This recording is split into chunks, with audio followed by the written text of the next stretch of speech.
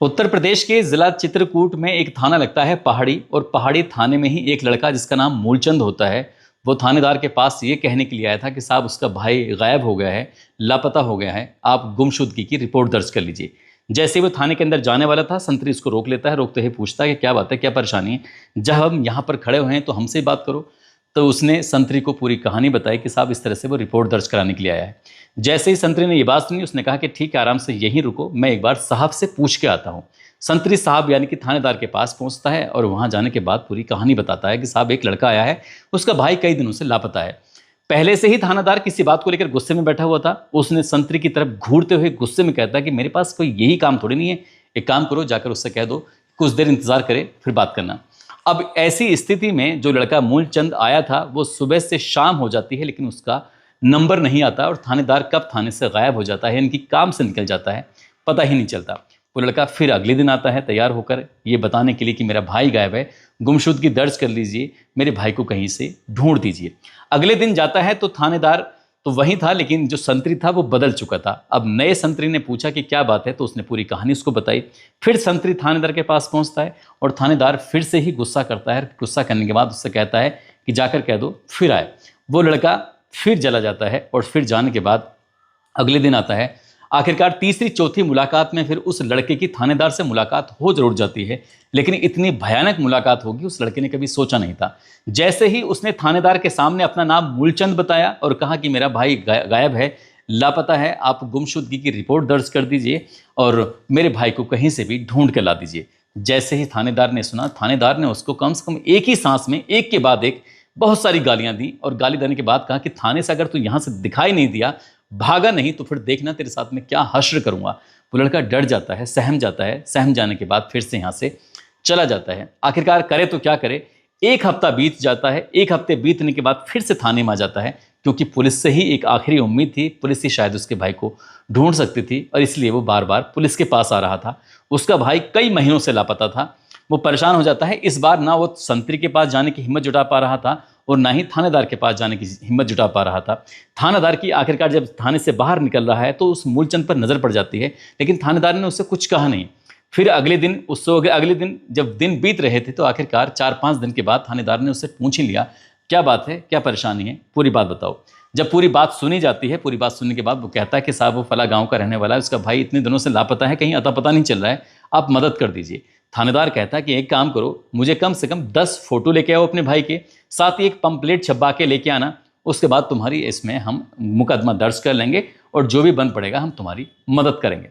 आखिरकार वो लड़का लगभग एक सप्ताह के बाद अपने भाई के 10 फोटो लेके आता है, साथ ही जो उसके पंपलेट छपवा के लेके आता है, और पंपलेट छपवाने के लिए लाने के बाद पुलिस को दे देता है और पुलिस के सामने हाथ जोड़ते हुए कहता है कि साहब, आपको बता देना चाहता हूँ कि हम 4 भाई थे। 4 में से 2 भाई जो बड़े थे वो बीमार होकर मर जाते हैं।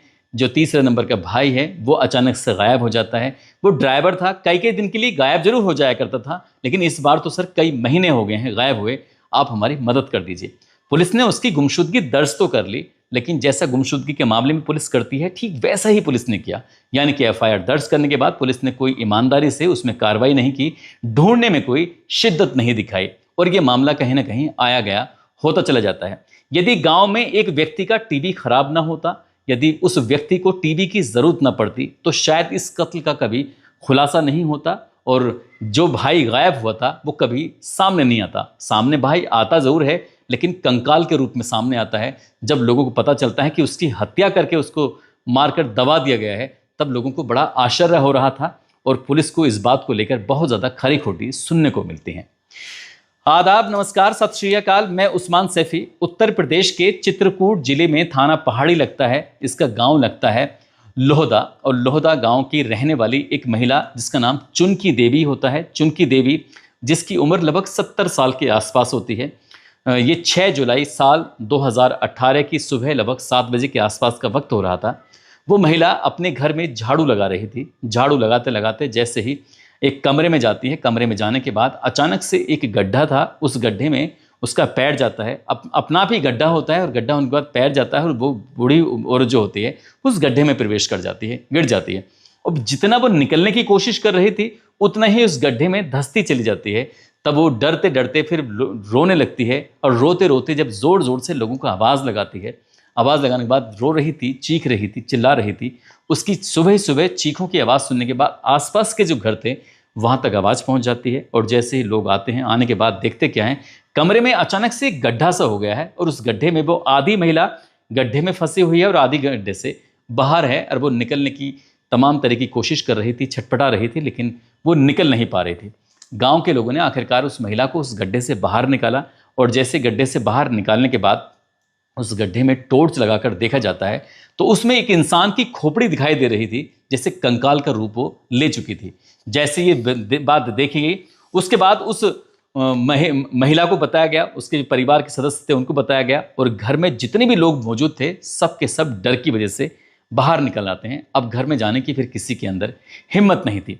अब बात पुलिस तक पहुंचानी थी। जब पुलिस की बात पहुंचाने की आती है तो चुनकी देवी ने अपने बेटे मूलचंद से कहा कि बेटा एक काम करो, थाने चलते हैं। तो मूलचंद पहले से ही घबराया हुआ था, क्योंकि पुलिस उसके साथ काफ़ी बदतमीजी कर चुकी थी, गाली दे चुकी थी।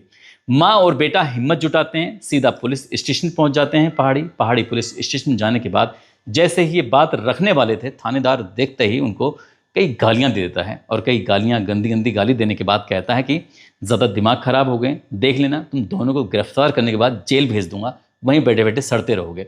लेकिन जैसे ये बात कही जाती है तो बूढ़ी औरत परेशान हो जाती है, समझ नहीं पा रही थी कि आखिरकार मैं करूं तो क्या करूं।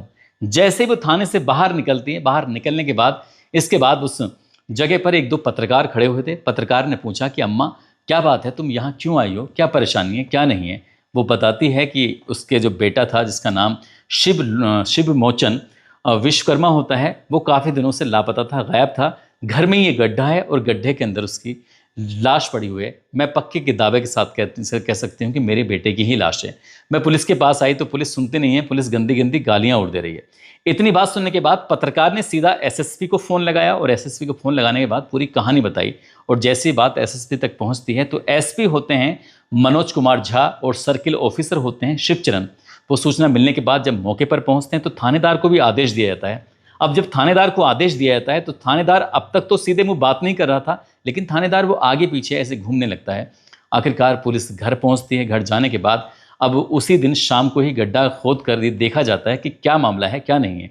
गड्ढा खोद कर देखा जाता है तो उसमें से एक इंसान का कंकाल निकलता है। कपड़ों से पहचान कर ली जाती है, कपड़े किसी और के नहीं बल्कि शिव मोचन विश्वकर्मा के ही होते हैं, जिसकी उम्र लगभग 38 साल के आसपास होती है।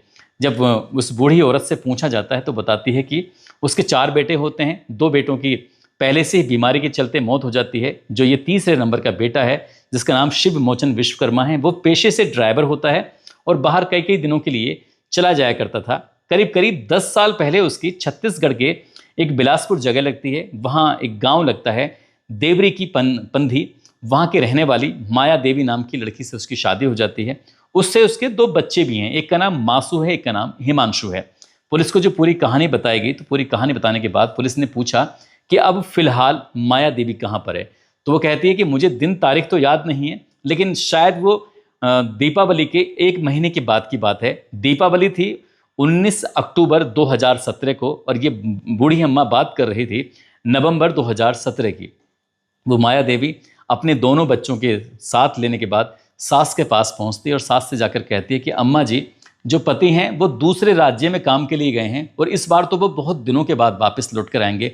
अगर आपकी परमिशन हो, आपकी इजाज़त हो तो क्या मैं अपने मायके जा सकती हूँ। सास ने कहा बेटा मुझे तो कोई दिक्कत नहीं है, कोई ऐतराज़ नहीं है।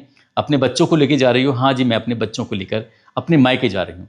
वो महिला अपने मायके चली जाती है अपने दोनों बच्चों को लेकर। इधर जो ये लड़का है जिसका नाम शिव मोचन विश्वकर्मा होता है, वो पेशे से ड्राइवर था, वो घर से लापता है। और धीरे धीरे करके ऐसे ही ये दीपावली से 3 दिन पहले तक तो दिखाई दिया था, और दीपावली के 3 दिन पहले के बाद फिर ये जुलाई का महीना जाता है, साल 2018 जाता है, लगभग 8 महीने के आसपास हो जाते हैं। उसका कहीं आता पता नहीं चलता। पूरे जून के महीने में जो उसका सबसे छोटा भाई होता है 4थे नंबर का मूलचंद, बार बार थाने जा रहा था, लेकिन उसकी कोई सुनवाई करने वाला नहीं था। जैसे ही एसपी आता है तो एसपी को पूरी कहानी बताती है किस तरह से आपकी पुलिस हमारे प्रति व्यवहार कर रही थी, हमें गालियां दे रही थी। पुलिस ऐसे एसपी ने कहा कि आपको चिंता करने की कोई ज़रूरत नहीं है, आपके मामले की पूरी जांच की जाएगी, पुलिस के खिलाफ कार्रवाई भी की जाएगी।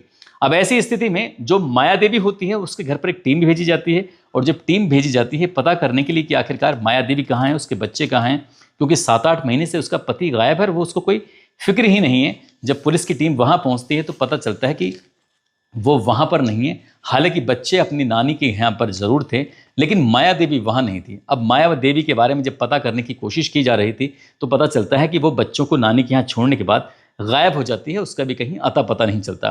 पुलिस ने अपने चारों तरफ सूत्र लगाने शुरू कर दिए और सूत्र लगाने के बाद उनसे पता करने की कोशिश की कि आखिरकार माया देवी होगी तो कहाँ होगी।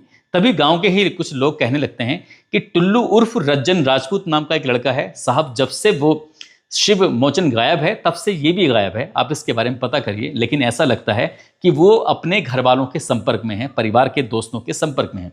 पुलिस ने ऐसे सूत्र लगाए और ये पता करने की कोशिश की कि किसके नंबर पर बातचीत होती है। जब बातचीत का पता चलता है तो उसके बारे में जानकारी मिलती है गुजरात के सूरत में वो रहता है और वहीं पर शायद माया देवी भी रहती है। और पुलिस ने जब उसके नंबर को सर्विलांस पे लगाया और उसकी बार बार लोकेशन ट्रेस करना शुरू कर दिया तो ये 18 जुलाई 2018 की बात है। ये बस स्टैंड के पास आए हुए थे, उनको कोई जानकारी नहीं थी कि किसने यहाँ पर कोई लाश भी निकली है। शायद गांव वालों ने इस बात की किसी को कोई खबर नहीं दी, भनक नहीं लगने दी।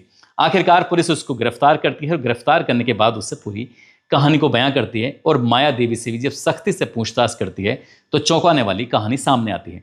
जहाँ की ये रहने वाली होती है छत्तीसगढ़ बिलासपुर की, वहीं का गाँव का एक लड़का होता है। पहले उससे प्यार होता है, उससे प्यार के बाद वो शादी कर लेती है। शादी के बाद उससे वो खुश नहीं रहती थी, उससे वो दूर जाना चाहती थी।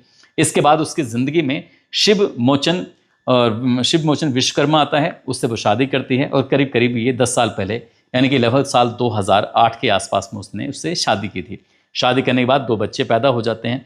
ये अक्सर जो शिव मोचन होता है वो गाँव से गायब रहता है, कई कई दिनों के लिए बाहर चला जाता है। गाँव का ही एक कम उम्र का लड़का था जिसका नाम टुल्लू होता है, टुल्लू उर्फ रज्जन राजपूत। इसकी आंखें 4 हो जाती हैं इस माया देवी से, और जैसे माया देवी से आंखें 4 होती हैं तो दोनों आपस में जब भी मौका मिलता था मिल लिया करते थे, बातचीत कर लिया करते थे। प्यार के बाद उनके बीच में अवैध संबंध हो जाते हैं और वो जब मौका मिलता था तब मुलाकात करते थे। हालांकि गांव के लोगों ने इस व्यक्ति को समझाया शिव मोचन को कि तुम्हारी पत्नी के शायद उस लड़के से कुछ संबंध हो गए हैं, वो बहुत ज़्यादा मिलता जुलता है। लेकिन उसको यकीन नहीं हो रहा था। उसकी पत्नी उसको आराम से समझा दिया करती थी। दीपावली से 3 दिन पहली बात है, ये 19 अक्टूबर 2017 से लगभग करीब 3 दिन पहले अचानक ही वो घर के अंदर जब प्रवेश करता है तो पता चलता है कि टुल्लू और उसकी जो पत्नी होती है माया देवी दोनों आपत्तिजनक स्थिति में होते हैं। वो हालांकि शराब के नशे में घर में आया हुआ था और इसी बीच में जैसे वो शोर मचाने की कोशिश करता है, विरोध करने की कोशिश करता है, मौका पाते ही टुल्लू उसके सर में बहुत तेजी के साथ एक डंडा मार देता है और जैसे ही डंडा उसके सर में लगता है तो वो ज़मीन पर गिर जाता है, बेहोशी जैसी हालत में आ जाता है। तभी उसका गला दबाकर दोनों मिलकर हत्या कर देते हैं। यानी कि जो प्रेमी होता है वो भी और जो उसकी पत्नी होती है वो भी हत्या कर देते हैं। हत्या करने के बाद सोचते हैं कि आखिरकार करें तो क्या करें। तभी इन दोनों ने फैसला किया कि क्यों ना इस घर के अंदर इसको दफना दें, दबा दें। तभी इन दोनों ने गड्ढा खोदा। गड्ढा खोदने के बाद 4 फुट 6 फुट जो भी गड्ढा था, गड्ढा खोदने के बाद उसको अंदर डाल देते हैं और उसको बिल्कुल प्लान कर देते हैं। प्लान करने के बाद उसकी लिपाई पुताई हो जाती है।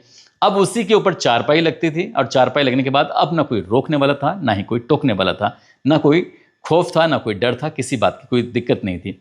अब ये जैसे ही कुछ वक्त आगे बीत जाता है तो यहाँ से इन दोनों ने फैसला किया कि क्यों ना यहाँ से गाँव से भाग जाएं। लेकिन गाँव से भागने की उन्होंने एक अच्छी खासी प्लानिंग की। पहले बच्चों को मायके छोड़ा, उसके बाद वो निकल जाते हैं। अब घर पे ताला लगा हुआ था, सास को चाबी दे के वो चली जाती है। लेकिन गाँव का ही एक व्यक्ति होता है हुकुम सिंह जिसका नाम होता है, हुकुम सिंह का टीवी खराब हो गया था। और जब हुकुम सिंह का टीवी खराब हो गया तो वो टीवी देखने का बड़ा आदी होता है। वो अपने गांव के ही लड़के मूलचंद से कहता है कि मूलचंद यार हमें अपना टीवी दे दो। तो मूलचंद कहता है कि हमारे पास तो कोई टीवी नहीं है। वो कहता है कि तुम्हारे भैया के घर में टीवी लगा हुआ है, तो अगर तुम चाहो तो अपने भैया का टीवी दे दो। वैसे भी तुम्हारे भैया के घर पर ताला लगा हुआ है, कोई है नहीं। और ऐसे बताते हैं कि इलेक्ट्रॉनिक सामान रखे रखे भी खराब हो जाते हैं अगर उनका कोई उपयोग ना हो। तो जैसे ये बात कही जाती है तो कहता है कि ठीक है मैं ताला खुलवा देता हूँ। जब ताला खुलवाया जाता है तो साथ में अपनी माँ को लेके जाता है। माँ कहती है कि बेटा जब ताला खुल ही गया है तो घर में साफ सफाई भी हो जाएगी, रोशनी भी हो जाएगी। अंधेरा कमरा अंधेरा घर जो होता है वो अच्छा नहीं होता। अब माँ ने वहाँ रहना शुरू कर दिया था। माँ उस गड्ढे में अगर नहीं गिरती तो शायद इस हत्याकांड का कभी खुलासा नहीं होता, क्योंकि पुलिस ने जितनी ईमानदारी इसमें दिखाई थी उतनी ईमानदारी तो खैर किसी केस को खोलने में कामयाब होती नहीं है। हालांकि इस बूढ़ी माँ ने एसपी के सामने पूरी शिकायत करने के बाद बताया था कि तुम्हारी पुलिस का हमारे प्रति कैसा रवैया रहा, कैसा व्यवहार रहा। पुलिस ने उन दोनों को गिरफ्तार किया और गिरफ्तार करने के बाद आखिरकार प्रेमी और प्रेमिका को जेल भेजा। 30 जून 2026 को अदालत की तरफ से फैसला आता है। हालांकि पुलिस अदालत ने इस केस को रेयर ऑफ द रेयर नहीं माना, लेकिन इतना जरूर माना कि ये जब तक जिंदा रहेंगे तब तक सलाखों के पीछे रहेंगे, यानी कि इन दोनों को आजीवन कारावास की सजा सुनाई जाती है। 8 साल बाद जब ये फैसला आता है, फैसला आने के बाद एक बार फिर से ये मामला सुर्खियों में आ जाता है और उस इलाके में ये बहुत ही चर्चित केस रहा था। चित्रकूट में सुर्खियों में रहा था कि किस तरह से एक महिला ने पहली शादी की, पति को छोड़ दिया, दूसरी शादी की, पति को मार दिया, फिर तीसरे के साथ रह रही है और तीसरे के साथ रहने के बाद कत्ल कर देती है। उसके बाद फिर अब वो सलाखों के पीछे अपनी जिंदगी गुजार रही है। दोस्तों, इस पूरे घटनाक्रम को सुनाने का उद्देश्य किसी को परेशान करना नहीं है, किसी का दिल दुखाना नहीं है।